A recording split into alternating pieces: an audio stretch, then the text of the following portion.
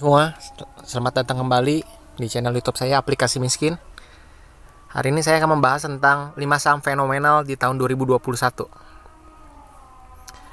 Yang nomor 1, saham BRIS atau Bank BRI Syariah. Sepanjang sejarah, harga sempat menyentuh titik terendahnya di bawah harga 150 perak pada bulan Maret 2020. Sekarang harga BRIS sudah kisaran 2.750 sampai 2.900 di penutupan hari kemarin, atau naik sebesar 1.800% apabila teman-teman membeli dari harga bottomnya. Kita bisa lihat sepanjang 5 tahun terakhir harga BRIS cenderung sideways, mendatar dan cenderung menurun. Namun pada akhirnya saham BRIS break marah di level harga 800 dan sampai sekarang naik terus di kisaran hampir 3.000. Fundamental BRIS Syariah merupakan anak perusahaan dari Bank BRI yang memfokuskan pada kegiatan bank secara syariah. Kalau dilihat dari segi fundamentalnya, sekarang saham ini cenderung overvalued karena meskipun laba bersih naik pada kuartal 3 tahun 2020, tapi nilai PBV dan PER-nya amat tinggi. Kita bisa lihat dari tabel di bawah ini. Kita bisa lihat pada tahun 2020 kuartal 2 memang terjadi kenaikan yang drastis pada laba bersih BRIS, dan pada kuartal 3 juga kenaikan laba BRIS juga sangat fantastis. Tetapi pada kolom PER ratio, price earning ratio BRIS sangat tinggi, yaitu 103,62, dan current price to book value-nya, PBV-nya sekitar 4,97 kali. Artinya investor sekarang berani membayar hampir 5 kali lipat dari harga buku BRIS sendiri. Book value per share-nya BRIS pada hari ini sebesar Rp545. Kenapa sih saham BRIS sekarang menjadi sangat populer dan booming di tahun 2021? Dan apa sih nilai positif dari saham BRIS? Meskipun terlihat mahal secara statistik, tapi saham BRIS sangat potensial di masa depan karena telah disetujuinya merger dari 3 bank syariah, yaitu pertama Bank Mandiri Syariah, kedua Bank BNI Syariah, dan ketiga Bank BRI Syariah itu sendiri, yang nantinya akan menjadi bank syariah terbesar di Indonesia. Jadi beli saham itu belilah prospek masa depan, jangan terlalu kaku melihat harga sekarang. Memang harga BRIS terlihat mahal dari segi PBV sekarang, tetapi belilah masa depan. Karena secara teknikal harga BRIS sekarang bermainnya di level all time high atau harga tertinggi selama BRIS melantai di bursa. Menurut saya target wajar harga BRIS bisa mencapai 5.000 akhir tahun ini. Tapi bukan ajakan membeli ya. Kalian harus meneliti sendiri baru melakukan investasi. Oke, saham kedua. Saham kedua yang fenomenal adalah AMTM atau Aneka Tambang. AMTM ini merupakan BUMN atau perusahaan milik pemerintah yang bergerak di bidang emas, tembaga, dan nikel. Dari data 5 tahun terakhir sebenarnya harga AMTM cenderung sideways atau bergerak mendatar bolak-balik di kisaran Rp400 sampai Rp1.000. Tapi pertengahan tahun 2020 kemarin harga saham AMTM melambung tinggi dikarenakan ada masih rumor mobil Tesla, mobil listrik akan masuk ke Indonesia dan membangun pabrik, dan di mana Antam ini sebagai penyuplai pabrik mobil listrik tersebut. Kalau kita lihat dari segi PER dan PBV-nya, Antam cenderung ya cukup mahal ya, karena PBV-nya itu 3,3, sedangkan current book value per share-nya itu sebesar 787. Jadi investor yang beli saham Antam berani membayar 3,3 kali lipat lebih mahal dibanding nilai intrinsiknya dari Antam tersebut. Kalau secara segi keuangan, tahun 2020 Antam kuartal 1 mencatatkan kerugian bersih sebesar 282 miliar.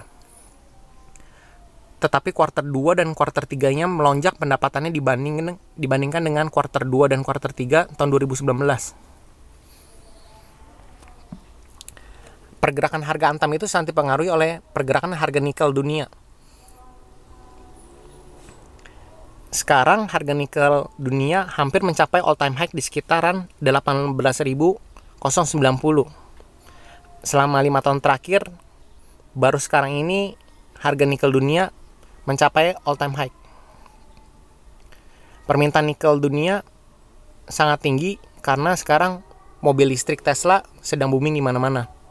Dan pada nantinya akan membuat pabrik di Indonesia di mana Antam sebagai penyuplai baterai mobil listrik tersebut. Prospek Antam tahun 2021 dengan adanya berita Tesla masuk ke Indonesia untuk membangun pabrik mobil listrik dan Antam sebagai penyuplai baterainya tidak menutup kemungkinan tahun 2021 harga Antam terus naik. Ditambah dengan naiknya harga nikel dunia menuju all time high. Secara teknikal, Antam bergerak super bullish uptrend ke atas dan sudah menembus resistance strong di sekitaran Rp 2390 dengan target harga di kisaran 4000 dan tidak mustahil apabila Antam nanti bisa ke atas 5000. Tapi selalu ingat ya, jangan pernah menelan mentah-mentah analisa seseorang. Selalu lakukan riset sendiri untuk memperkuat pendapat kalian masing-masing. Dan ini adalah contoh mobil listrik Tesla di bawah. Keren ya teman-teman. Nomor 3 saham yang booming sekarang ini untuk tahun 2021 adalah Bank Bukopin atau BBKP. Bank Bukopin sampai pertengahan tahun lalu harganya sebenarnya downtrend terus ya. Titik terendahnya itu sampai mencapai di bawah Rp100. Apalagi terdampak dengan kasus COVID yang melanda di Indonesia.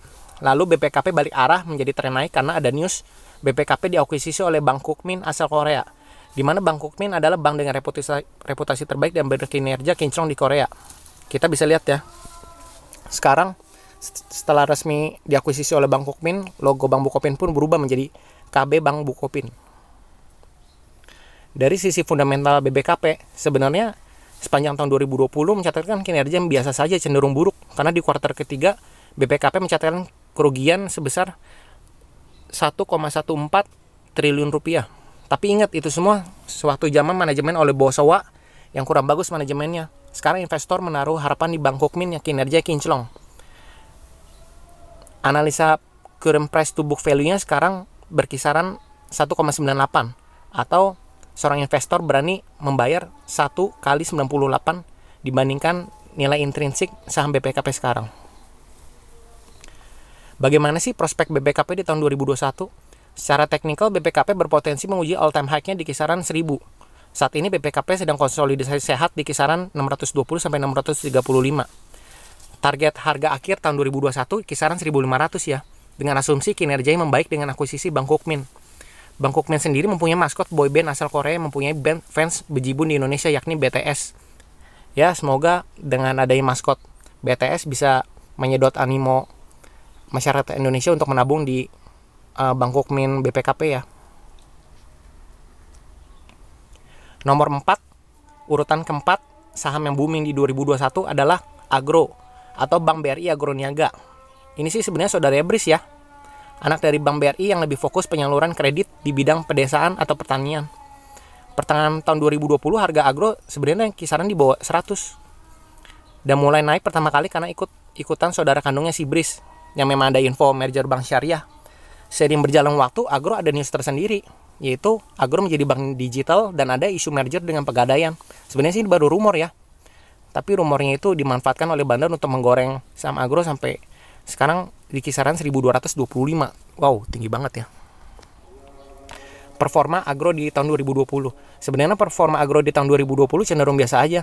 Dari data terlihat sangat mahal, di mana PER-nya sangat tinggi dan PBV-nya juga kisaran 6 kali. Berarti seseorang investor yang membeli saham agro berani membayar 6 kali lebih mahal dibanding nilai intrinsik, nilai book value agro tersebut.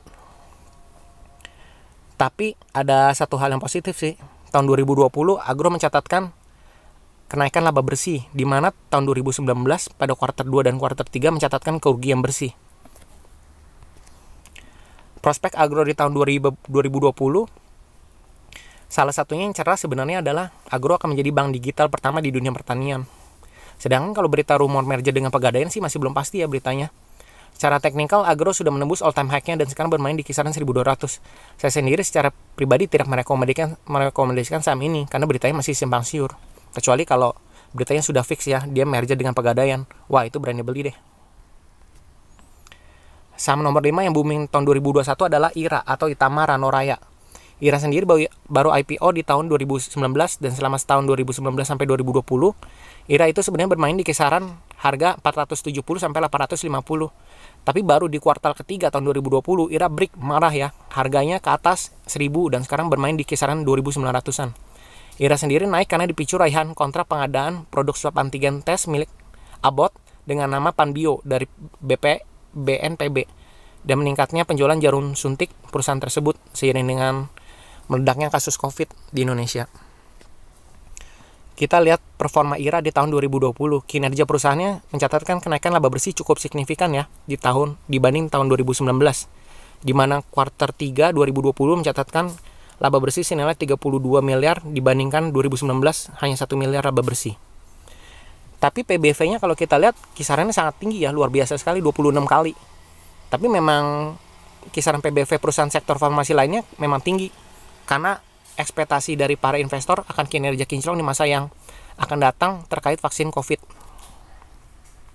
Berarti untuk para investor apabila membeli saham IRA sekarang, berarti mereka membeli 26 kali dibandingkan book value-nya IRA itu sendiri ya. Prospek IRA di tahun 2021. Apabila IRA mampu mempertahankan kinerja kinclongnya, maka otomatis harganya akan tetap terjaga uptrend dan saat ini saham IRA bermain di area all time high-nya di kisaran 2.900-an. Target di akhir tahun 2021 sih sekitar 5.500 sampai 6.000. Tapi saham IRA sendiri sangat sensitif dengan berita tentang vaksin. Apabila berita yang positif, ya cenderung naik. Tapi begitu pula sebaliknya. Apabila vaksinnya buruk, maka saham cenderung turun. Dan ini adalah salah satu contoh dari produk IRA. Swab antigen merek Abbott. Kesimpulannya, dari seluruh saham-saham yang booming di tahun 2021 ini, tetaplah berinvestasi secara bijak. Jangan terlalu fokus pada news yang beredar. Karena ingat, harga saham bergerak lebih dulu dibandingkan keadaan real di lapangan. Tetap lakukan analisa secara pribadi, jangan terlalu mendengarkan kebisingan di luar sana. Jadi, menurut kalian saham mana ini akan keluar menjadi juara di akhir tahun 2021? BRIS dengan trio bank syariahnya, Antam dengan Teslanya, BPWKB dengan BTS-nya, Agro dengan pegadaiannya, atau IRA dengan jarum suntiknya. Sekian, terima kasih.